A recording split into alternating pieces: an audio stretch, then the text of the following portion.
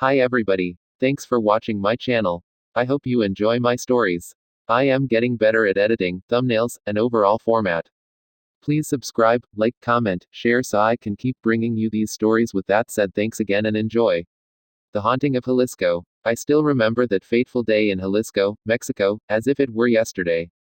The intense sun beat hard on the back of my neck while I toiled through the treacherous underbrush of the Sierra Madre Mountains. An avid adventurer, I had always found solace in the wilderness and spent my free time seeking treasure, but what I stumbled upon that day would rot my soul. At the edge of a hidden ravine, I discovered the mouth of a cave barely obscured by twisted vines.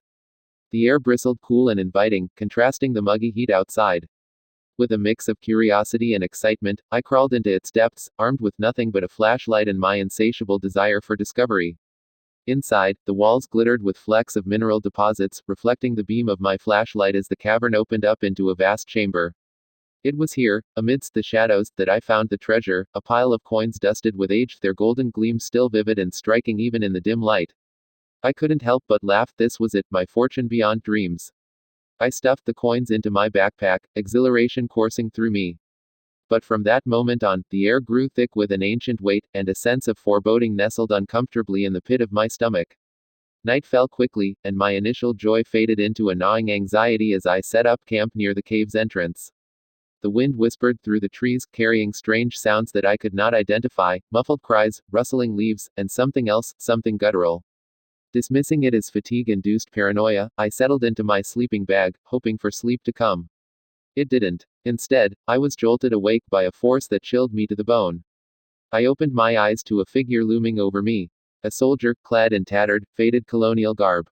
His skin had the pallor of decay, his eyes two dark pools of torment.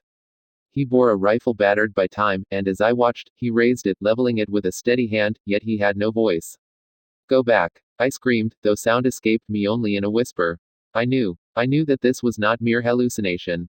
This was the guardian of the treasure I had so foolishly taken. His visage was ghastly, skin stretched taut over gaunt bones, lips drawn back in a macabre smirk. His uniform resembled that of a soldier from the Mexican War of Independence, but he didn't look like one of glory.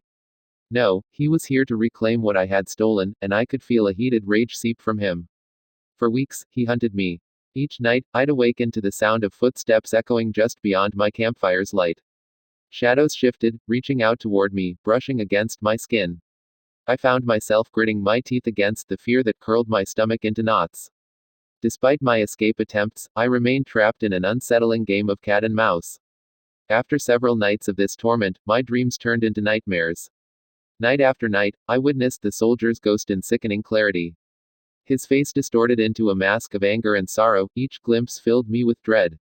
I could feel his anguish, a cry for justice echoing in my veins, reverberating in my breast like a throbbing heart. It wasn't just the desire for retribution, it was a plea for peace. With each encounter, he grew bolder. One evening, as he crept closer, I felt his icy breath against my skin, a sensation surreal that it paralyzed me. Strengthening my resolve, I decided to confront this horror. The next morning, desperation collided with bravery, compelling me to return to the cave and make amends. The mouth of the cave yawned wide before me, dark and foreboding. I stepped cautiously inside, the faint echoes of water dripping punctuating the silence. I found the spot where the coins had been piled, now merely dust bunnies are scattered across the rugged floor. My fingers trembled as I deposited the gold coins back onto the cavern's ground. I'm sorry. I cried into the void, my voice reflective of my dread and sorrow. A heavy silence enveloped the cave. My heart thudded in my chest as the air shifted, vibrating with an energy I could not see. And then, like smoke in a wind, the soldier appeared, even more corporeal than before. You returned them, he whispered, a voice low, gravelly, and ancient, so deeply connected to the earth that it sent shivers coursing through me. The anger behind his eyes melted slightly, replaced with something closer to gratitude. Yet he was still a deathly figure, his long fingers still gripping the rifle that was once his lifeline, and now an instrument of his curse. I have made a mistake, I confessed, tears welling in my eyes. You have every right. I regret disturbing your rest. The air intensified, reeking of gunpowder and bitterness. He stepped forward, and I flinched, expecting pain, expecting death, but the soldier merely nodded. In that moment, the strangest thing happened, his rigid form seemed to relax, shoulders releasing the weight of centuries. The anguish etched upon his face faded, replaced by something almost human. Freedom, he whispered, is yours now.